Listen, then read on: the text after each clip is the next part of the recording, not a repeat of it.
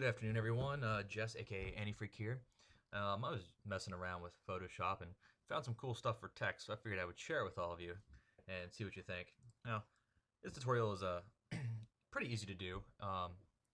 When it comes down to it, it's mostly just tedious, repetitive work, but I wanted to share it anyway. The first thing we're going to do is we're going to make a gradient layer of dark gray to black. And this really works for any layer type of text logo, whether you're doing like a personal one or a group one or abbreviations for a group. Um, and honestly, I think it comes out pretty solid. So follow along if you want. And remember my number one rule for graphics, which is experimenting. You never know what you can do or what you can't do until you experiment. And that's the only way to really learn what's good and what's not. So second layer, we're going to do a rainbow gradient. And you can use literally any color you want. More colors the better in some cases, the less colors the better in other cases. And the point of this is to give us a colored smash layer. So essentially we're going to do a black to gray underneath, excuse me, a colored layer in between, and then another black but different layer on top. The color dodge will be added to basically get rid of primary layering issues and dodge the ups and downs. So you're only going to get like the mid-level highlights, which is really nice about this. Now, if you look at it, I'm going to change that to overlay, and this will give it a straight black line across the center and kind of a faded horizontal color. Next, we're going to go to a fade to nothing, and we're going to expand this into a solid 30% coverage of black, and then to nothing. So this one I actually took me a couple times experimenting to get the one that I wanted on. Now, while I'm doing this, I figured I would go ahead and talk about some other stuff. If you will head over to 8G or Mistress, our fearless, awesome leader Anna is managing a campaign for a gaming charity for children. And it is really, really awesome. So go check that out. I will put the link down in my sub box. But there's going to be a lot of cool things and a lot of user involvement on that. So check it out. Once we have this cool layer thing, you can see it's kind of expanded. We're going to start doing the text. And I originally wanted to do an HG logo, but HG is awesome and has lots of logos and artists. So I'm going to do one for the gaming police because we're new and we need some cool stuff over here too, right? So we're going to make our little text thing real quick. And you can see that I started out with 8 and I was like, no, I'm going to go back to TGB. So I kept the 8 because it's nice for centering, because it's nice and round and stuff. And you really get a feel for the overall size. So we're going to change that to a T right now, and you can use any text you want, but only do one letter at a time, and you'll see why. Now, one of the things that you also need to remember about this is to do either sans serif or serif. Don't mix the two, because it really looks bad. We're going to make this text black. Bing, black. Going to go over, double click, set it to screen. Oh, there our text disappeared. Now what we're going to do is we're going to really just bring out the edges of this. We want it to disappear, but we want there to be layers to it. We're going to make that white and do an outer glow, light expansion on it with a color dodge. You kind of see that glow. Now if you'll notice, the glow is in the colors of the colored layer that we did the gradient on earlier. Now we're going to go down to stroke and we're going to do the same thing. I'm going to do a light stroke and then change the color to white. Now what this does is it gives us a nice little outline that kind of glows. Cool, right? Let's expand that a bit. What happens if we take this layer and we duplicate it a bunch of times and change the font? Oh, that looks cool, doesn't it? Let's do it again. And we're just going to keep doing this and keep adding different fonts, all serif or sans serif. Remember, do not mix them. And just keep lining them up. So what this is going to do is it's going to kind of give us like a rippled, glowing neon text effect, which I think is pretty cool. Took me a while of experimenting and going around. I saw something kind of like this and I was wondering how they did it. Mine's obviously different from theirs because it took me a while to figure it out.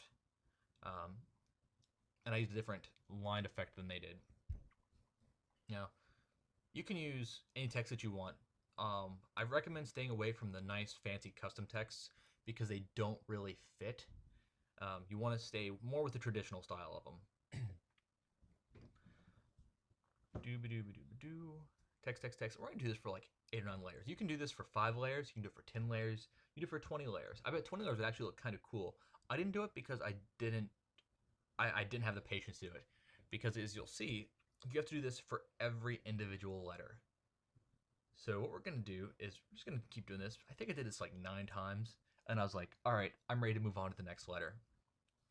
And we're gonna take all of these once we do it, and we're gonna create a group out of it. You can name this group whatever you want. I just kept it called as group 1. But to do that, you're gonna take your last one, and coming up here, I think I went like down in the text. Going to click, hold Control and click every layer. Oops, missed one. Back to there. And then Control G to group them. Now this is your group 4T. So we're gonna duplicate that group. We're gonna take it, click it, and drag it over. Hey, look at that, we have another layer. Cool, right? Now, click on the eyeball to get rid of the first one. Go to the second one, press caps lock, and change every single letter from the ground up to what you want it to be. Now, this is the part that gets tedious. The actual only really boring part is actually doing the first layer, because now you don't have to do the layers anymore. You can just keep doing all of these. So we go down, down, down, down, down, and as we get to the bottom, you'll see, bam, each individual G. Oops, made a layer, don't want that. Back to G's. Thank you, next G. Now it's important that at every layer, you press the eyeball. So now we add all of them back up, and bam, there we have our glowing neon G looking thing. So now we have a T and a G.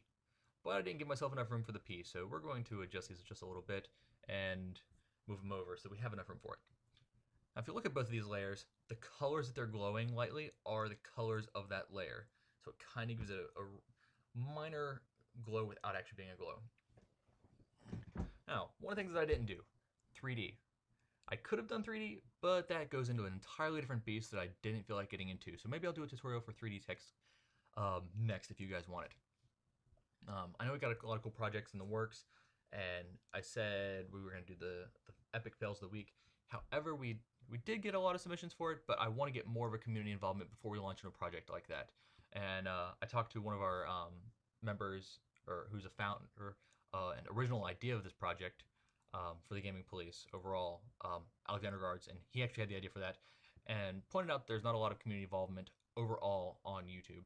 Especially even among friends, it's kind of lagging right now. So we want to really push all of you to comment and to be involved with everything, because we're here for you guys. And if you're not involved, then there's no point in us being here. Make sense? So we're gonna do this all the way down for P, just like we did for G. Make it all nice and pretty. Now we're going to pull it all back, and there we go. Bam, TGP, the Gaming Police. Now, as you'll see, it's all lined up kind of subpar to the black horizontal gradient with the colored ground behind it. So what we want to do is we kind of want to build like a minor reflection layer. And by reflection, I don't mean like literally a reflection like a mirror. I mean like just something to put it, to give it some depth and give it that last hint of almost 3D without actually being 3D. Now, you might say, hey, this is cheating for 3D, but I didn't say it was 3D to start with, so technically it isn't cheating. We're just going to fill this with white and do a light feather, do a blur, a screen, and then another blur. And you can see all these steps right here, and we're going to do that at a 0 degree and then probably like 400 or 500. As I said earlier, just experiment with it. We're going to color dodge on it. And then, because this is under all the text layers are above it. So this is going to make them look like they're floating on top of it or sitting on top of it, as you can see by them glowing more. And it kind of just gives a bit more contrast to where they're sitting. I could go and do like more details, more effects on it, but I'll probably do that later and just experiment with that. And maybe give you guys a tutorial on reflective mirrors. So this is the end result. And you can do this for any text. I will upload the PSD if anybody wants to mess around with it and make their own. But I think it came out nice. I hope you guys enjoyed the tutorial. If you guys have any questions on it, feel free to hit me up, and I will see all of you on the battlefield. Have a nice day.